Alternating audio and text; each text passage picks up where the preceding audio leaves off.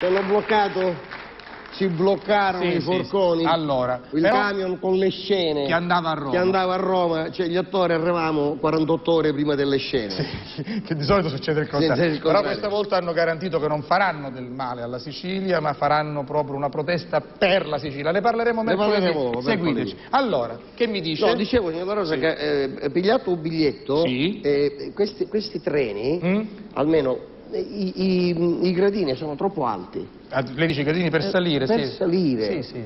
Perché io pigliai un biglietto, parto subito per salire sul treno e gramminne a Roma, ma c'era una signora davanti a me con una gonna di queste strette. Sì.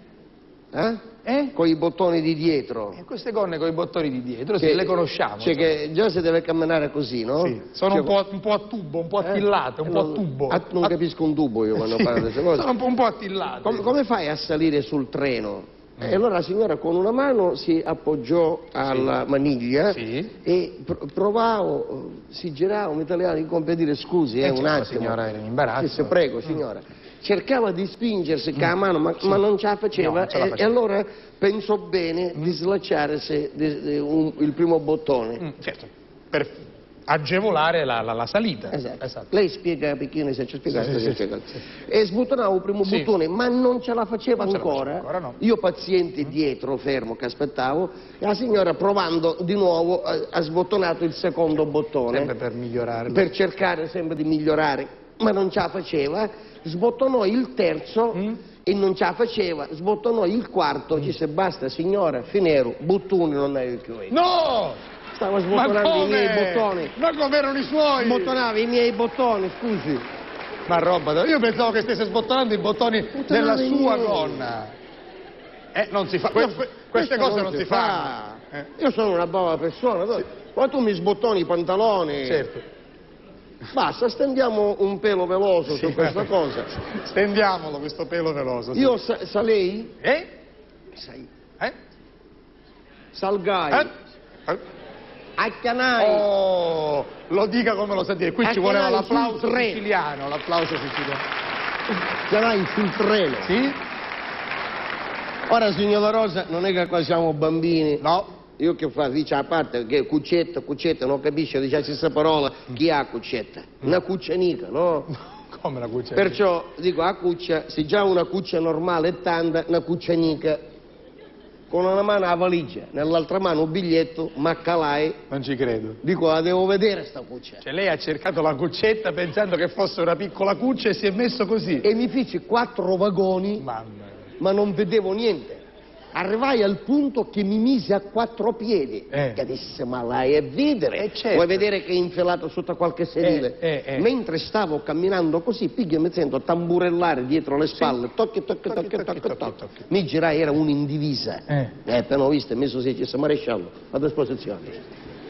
Dice, quale maresciallo? Mi fa, questo sono il controllore. Dice, che cosa sta facendo? Ci stai cercando una cuccetta. E la cerca a 4 piedi, perché se lei ha visto mai cane a dita, questo mi piglia da un orecchio e mi fa, non faccia lo spiritoso, vada avanti! Io stento a credere a quello questo che mi fa, non faccia lo spiritoso. Ma chi è canciato che dai 3.500 euro mesi? No, le devo dire una cosa che la farà arrabbiare, si sta riposando un attimo. È stanco, sì. Chiedo che mi fa battere in mano, è stanco. Non è vero, sarà a sbrigare un'altra faccenda, quindi per il momento 3.500 euro al mese. Magni, sì. Il signor Magni ieri... Quanto guadagna lei? Mi dici la verità, quanto guadagna? 1.000 euro al mese, chiedo 3.500. Hai capito? Signor Magni può andare via o può stare? Ma se quello non c'è lui. Devo dire, signor Magni, ieri inquadrato da Sky del momento del gol del Catania col presidente Pulviretti che faceva festa e lui di dietro. Forza Catania, forza Catania. È chiaramente un pensiero da siciliano anche al Palermo che possa riprendersi, ma il Catania veleggia verso vette importanti. Complimenti. Domani vi dirò quando verrà a trovarci Nicola Le Grottaglie. Credo martedì della prossima settimana verrà a raccontarci la sua missione Paradiso, questo incontro con la fede che praticamente è straordinario per Le Grottaglie, e incontro anche col gol, perché ieri ci ha permesso di vincere. Prego. Benissimo. Allora, basta, non faccia lo spiritoso, vada avanti! Sì. 7 vagoni più avanti troverà le cuccette, vada! Si incazzava. certo. Basta, io mi piglio sta valigia, col biglietto in mano, faccio conto i vagoni, 1, 2, 3, 4, 5, 6, 7. Sì. Qua ci devono essere i cuccetti. E mi tornai a calare un'altra volta.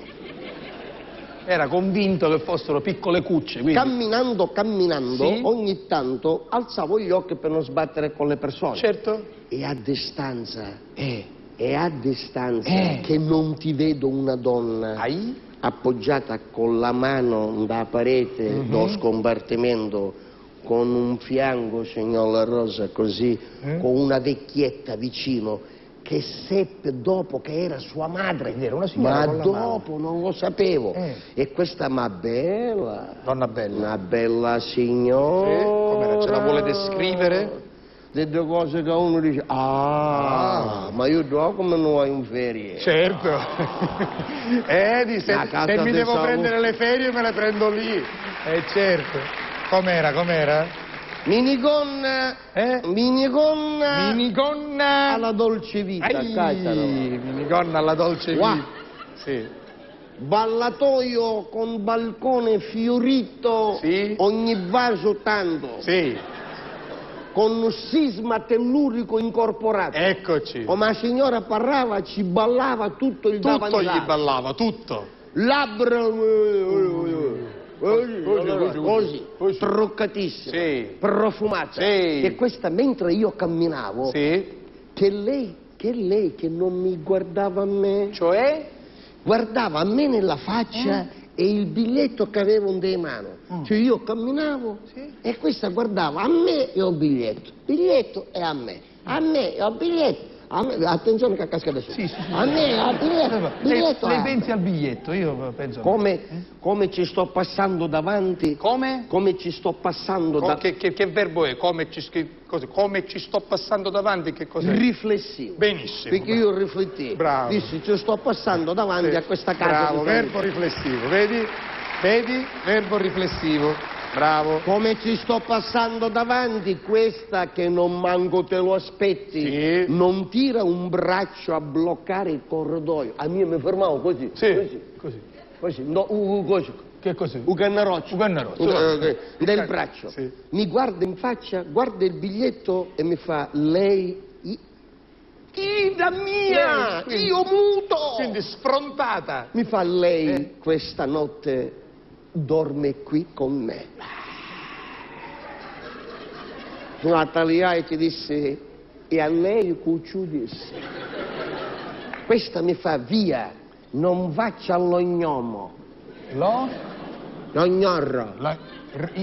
L'ognorri. Sa benissimo che dorme qui con me. Anzi. Sempre lei, io muto. Sì, lei era zitto. Io muto. Anzi, è bello chiarire subito. Lei preferisce stare di sotto o stare di sopra?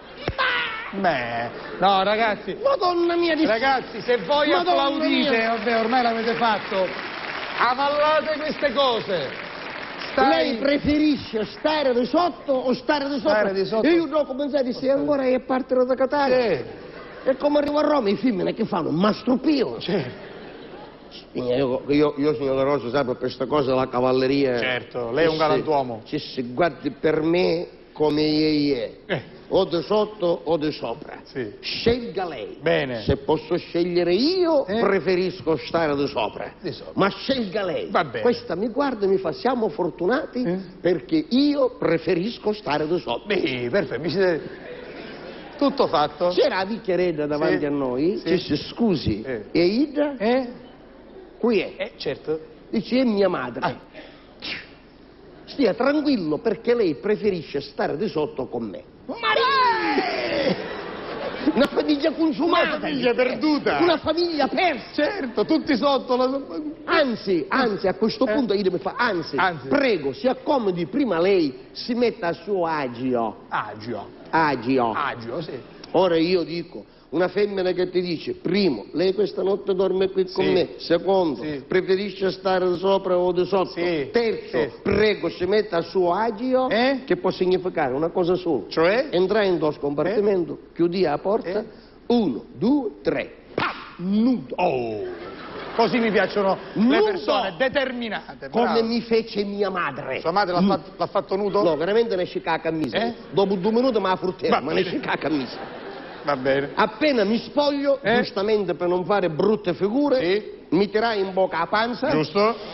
Ci tupuliai in da porta, io ero in da corridoio, ci si prego, si accomodi. E mi mise in tiro, così. Che serapa la porta.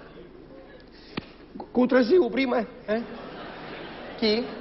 Sua madre. Come visti, da una schiglia, e cazza la panza all'aria. La figlia, sentendo la madre gridare, entrò anche lei. Per dare aiuto. Mi disse, dice, ma non svenivo. No. E fece questo movimento. Si lavava a scarpe.